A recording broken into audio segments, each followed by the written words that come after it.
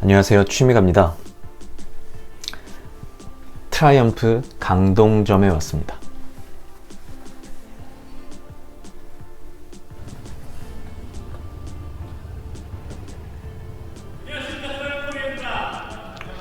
네, 반갑게 맞아주시는 거는 설정이었습니다. 물론 평소에 반갑게 맞아주시는 것 같은데 찍기로 하고 소개도 해주시면 찍을 때 말 걸면 안 되나요? 아니 상관없어요. 오히려 출연을 해주시면 저는 고맙죠. 출연 가능합니다. 이렇게. 네, 아이스 아메리카노 드릴게요. 나름 익숙하고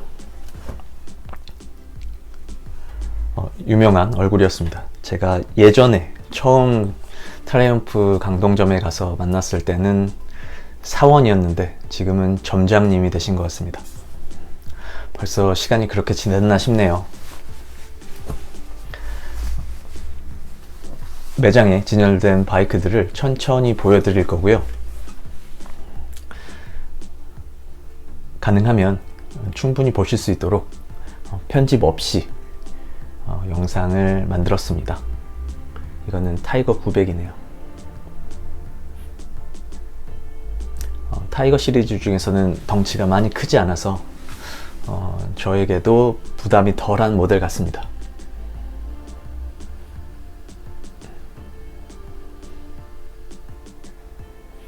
일단 트라이엄프는 가장 유명하고 돈을 벌어들이는 클래식 라인이 있고, 그 외에 클래식하지 않은 로드스터, 제가 산 스트리트풀 같은 네이키드 바이크들, 그리고 이렇게 타이거 같은 어드벤처 바이크들이 있죠. 천천히 보면서 이야기를 드릴 수 있을 것 같습니다.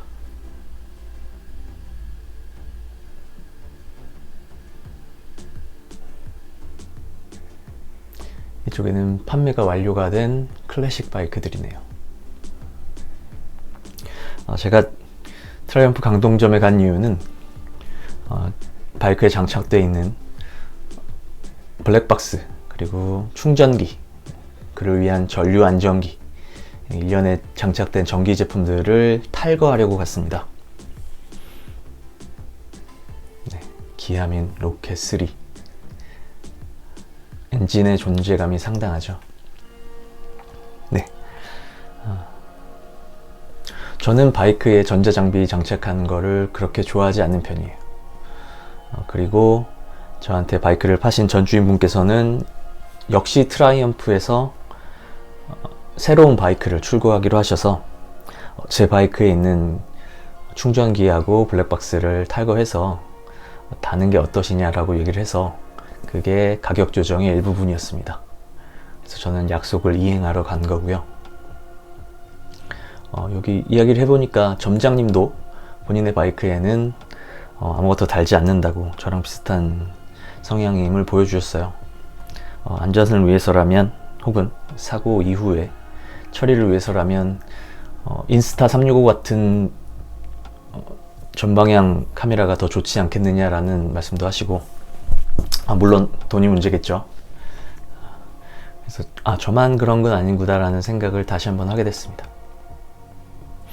사실 저에게 바이크를 판매하신 전 주인분도 저랑 비슷한 부분이 굉장히 많았어요.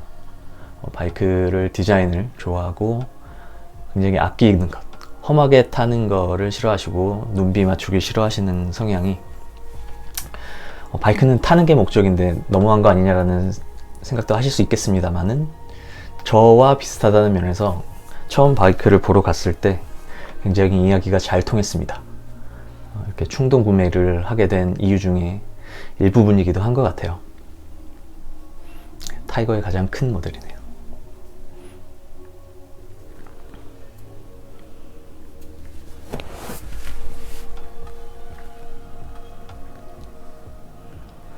그리고 바이크를 입고하러 간 김에, 그리고 점장님이 친절하게 대화를 해주신 덕분에 이것저것 물어볼 수 있었는데요.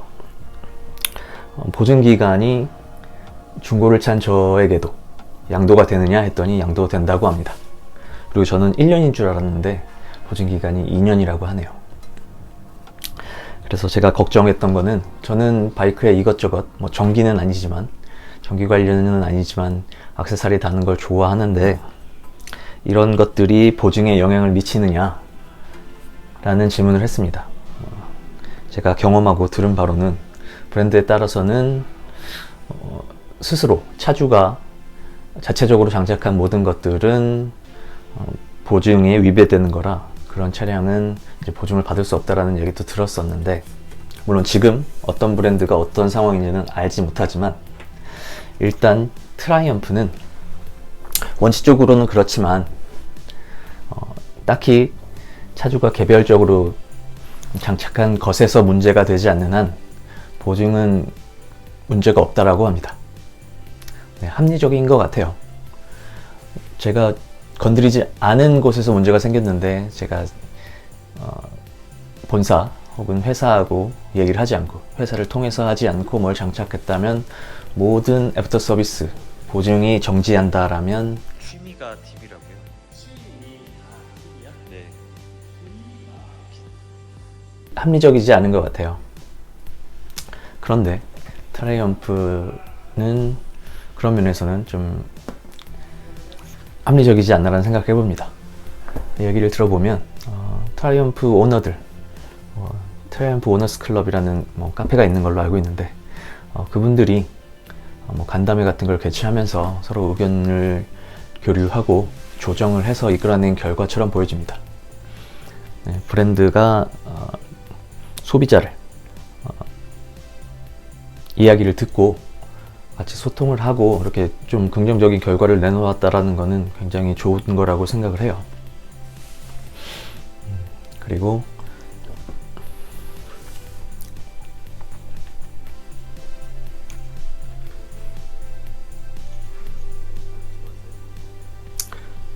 타이거 660입니다. 이게 진짜로 가장 작은 타이거네요. 최근에 나온 모델이고 트라이던트 660을 기반으로 한 모델인데 그러고 보니 매장에는 트라이던트 660을 볼 수 없었습니다. 가장 엔트리 모델인데 판매를 안 하는 건 아니겠죠? 거기까지는 확인을 하지 못했고, 그리고 공인 부분에 있어서 시간당 얼마로 정해져 있고 꽤나 높은 가격이라고 처음 들었을 때는 생각을 했습니다. 그런데 이런 정비하시는 분들, 메카닉들의 시급, 그런 사람값이 높아져야 된다고 생각합니다. 물론 한도 끝도 없이 높아질 수는 없겠지만 소비자 입장에서 감당할 수 있는, 믿을 수 있는 수준에서는 이런 기술자들이 대우를 받아야 되지 않나라는 생각을 해요.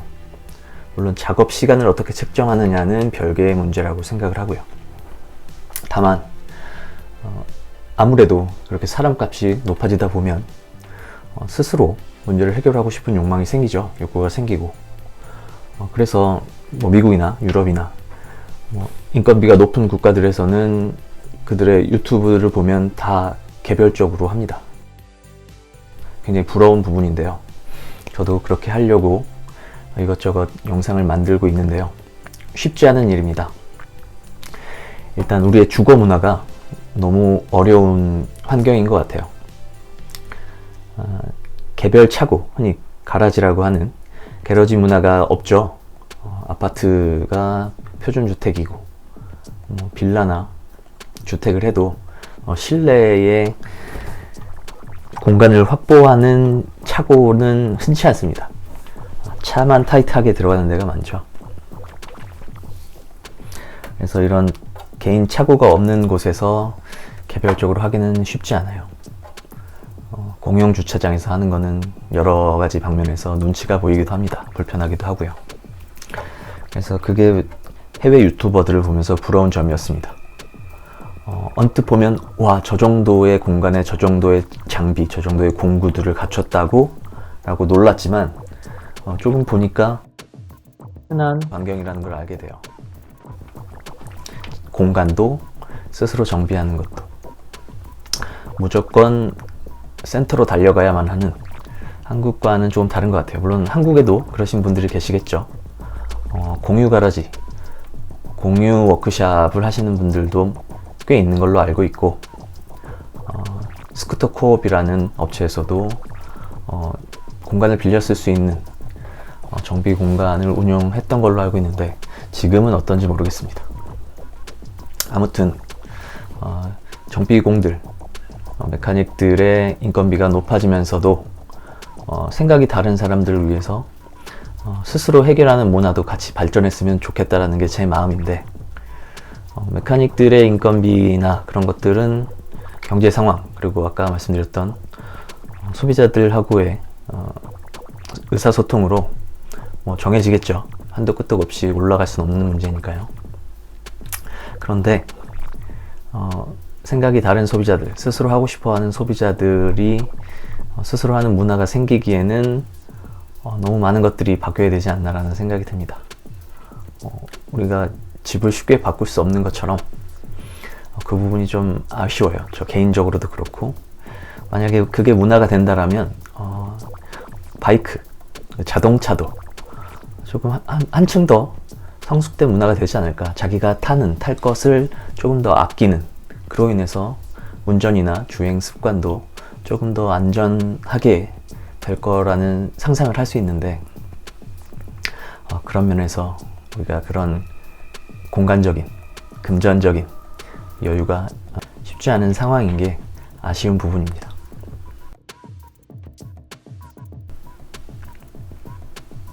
네, 이런저런 얘기를 하는 동안 클래식 라인들 바이크가 보입니다. 이거는 스피드 마스터고요.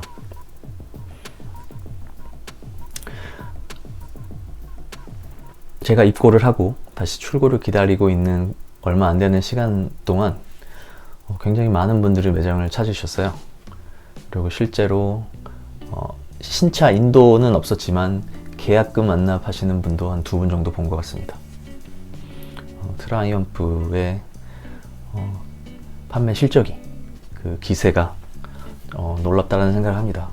불경기라고 생각하는 이 와중에, 물론 늘 저렇다라고 일반화할 수는 없겠지만 속으로는 좀 놀라고 있었어요. 장사가 잘 되는구나.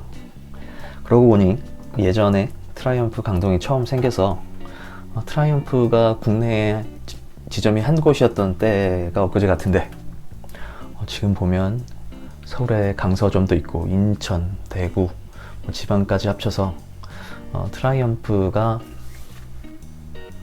비즈니스가 확장되는 게 제가 신경을 못 쓰고 있는 사이에 굉장히 커졌구나라는 생각을 했습니다.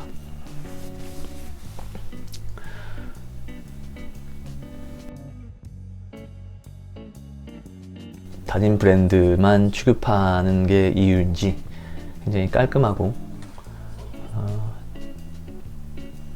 친절한 서비스를 기대할 수 있어요. 물론 이거는 케이스마다 다르겠지만 다른 바이크 센터들에서 실망하셨던 분들도 트라이엄프를 긍정적으로 보지 않을까라는 생각을 합니다. 사실 이 얘기는 이 전주인 분한테 굉장히 강력한 추천을 들었어요. 본인의 바이크는 안 사도 관계없는데 트라이엄프의 바이크를 한번 경험해 보시라. 근데 그런 얘기는 트라이엄프의 클래식 라인을 타시는 분들은 굉장히 많이 하는데, 로드스터인 스트리트 트리플을 타시던 분한테 들어서 좀 놀랐습니다. 근데 그분의 초점은 고급스러운 바이크의 마감, 그런 것뿐만 아니라 서비스, 저 센터를 방문했을 때의 서비스, 그리고 차량을 대하는 브랜드의 자세가 본인이 저보다 훨씬 많은 바이크를 타보신 입장에서도 뛰어나다, 만족스럽다는 말씀하셨습니다. 저도 일단 매장이 쾌적하고 직원분들이 친절하다는 거엔 동의하고요. 저는 가능하면 입고를 하러 오는 일이 없었으면 하는 생각입니다. 2층은 이렇게 의류와 액세서리를 판매하고 있네요. 저는 특정 브랜드를 많이 좋아하는 편은 아니고 바이크 개별적으로 보는 편입니다. 브랜드에 대한 호감이 있다면 저의 1번은 혼다인데요. 이번에는 트라이엄프의 바이크를 타게 됐고, 그리고 이 영상은 트라이엄프 매장에 가서 바이크들과 이런 용품들을 찍은 영상이라 트라이엄프에 대한 이야기를 주로 해봤습니다. 제가 많은 것을 알지 못하고 오늘 말씀드린 얘기는 주로 좋은 얘기들만인 것 같아요. 하지만 가장 부담되는 거는 뭐 가격일 수 있겠죠. 근데 뭐 시장에 트라이엄프만 있는 건 아니니까요.